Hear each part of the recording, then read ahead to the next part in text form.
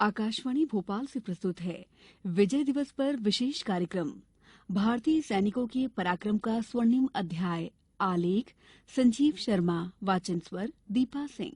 16 दिसंबर का दिन पूरे देश के लिए गर्व करने और देश का सिर सम्मान से ऊंचा करने वाले सैनिकों के साहस को सलाम करने का दिन है। इतिहास के स्वर्णिम पन्नों में विजय दिवस के नाम से दर्ज ये दिन भारतीय सैनिकों के पराक्रम, बलिदान और रणनीतिक कुशलता का सशक्त उदाहरण है।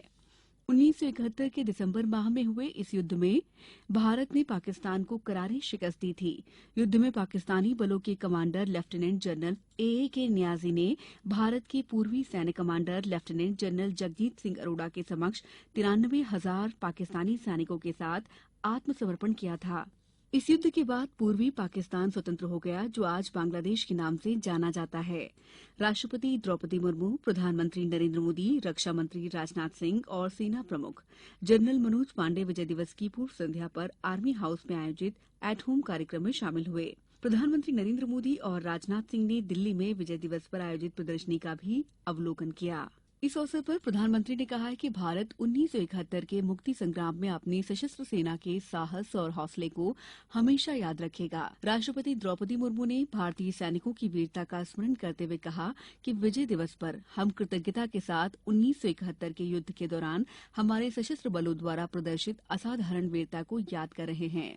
राष्ट्र के प्रति उनके अद्वितीय साहस और बलिदान की कहानियां हर भारतीय को प्रेरित करती रहती हैं। उपराष्ट्रपति जगदीप धनखड़ ने ट्विटर पर लिखा है कि विजय दिवस पर हमारे सशस्त्र बलों की बहादुरी और बलिदान को याद करने में मैं भी देश के साथ शामिल हूं, जिन्होंने 1971 के युद्ध में हमारी जीत का नेतृत्व किया। मैं उन शहीदों को अपनी श्रद्धांजलि अर्पित करता हूं, जिन्होंने हमारे देश की सेवा में अपनी जान गंवाई। केंद्रीय गृह मंत्री अमित शाह ने एक ट्वीट में कहा है कि 1971 में भारतीय सेना ने अपनी अद्भुत वीरता और पराक्रम से मानवीय मूल्यों की रक्षा करते हुए इतिहास के पन्नों में अपनी एक और शौर्यगाथा को अंकित किया। मुख्यमंत्री शिवराज सिंह चौहान ने भी सेना के बहादुर सैनिकों के साहस और सर्वोच्च बलिदान को नमन करते हुए देशवासियों को विजय दिवस की शुभकामनाएं दी।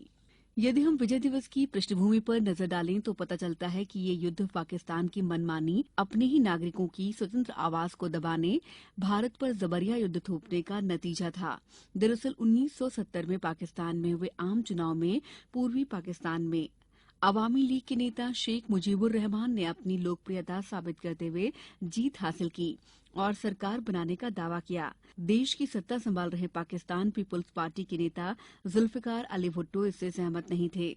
पश्चिमी पाकिस्तान के शासकों को पूर्वी पाकिस्तान का राजनीतिक घटनाक्रम सहन नहीं हुआ। इसके बाद पूर्वी और पश्चिमी पाकिस्तान के बीच तनाव शुरू हो गया।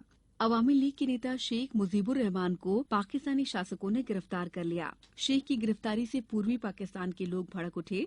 उन्होंने आंदोलन करना शुरू कर दिया। इस आंदोलन के दमन के लिए पूर्वी पाकिस्तान में सेना भेज दी गई। सेना ने आम लोगों पर अत्याचार शुरू कर दिया। ऐसे में यहां से आम लोगों ने बड़े पैमाने पर पलायन शुरू कर दिया। पूर्वी पाकिस्तान से भागकर लोग भारत आने लगे। एक अनुमान के मुताबिक करीब 10 लाख लोगों ने उस वक्त भारत में शरण ली थी। इससे बौखलाकर पाकिस्तान की तरफ से भारत पर हमले को लेकर बयान भी दिए जाने लगे थे और भड़काने वाली हरकतें होने लगी। 3 दिसंबर 1971 को पाकिस्तान ने भारत के कई शहरों पर हमला कर दिया। जवाब में भारतीय वायुसेना ने भी पश्चिमी पाकिस्तान के अहम ठिकानों पर बमबारी की। 4 दिसंबर को भारतीय नौसेना ने बंगाल की खाड़ी में पाकिस्तानी नौसेना से भी मुकाबला किया। 5 दिसंबर 1971 को भारतीय नौसेना ने कराची बंदरगाह पर बमबारी करके पाकिस्तानी नौसेना के मुख्यालय को निशाना बनाया।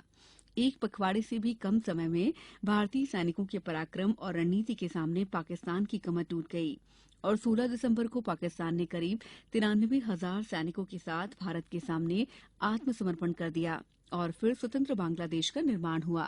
विजय दिवस के अवसर पर सूचना और प्रसारण मंत्रालय की केंद्रीय संचार ब्यूरो की भोपाल और सागर इकाइयों द्वारा संयुक्त रूप से पचमढ़ी में 2 दिवसीय सैन्य प्रदर्शनी का आयोजन भी किया गया। इस विशेष कार्यक्रम में फिलहाल इतना ही। दीजिए अनुमति। नमस्कार।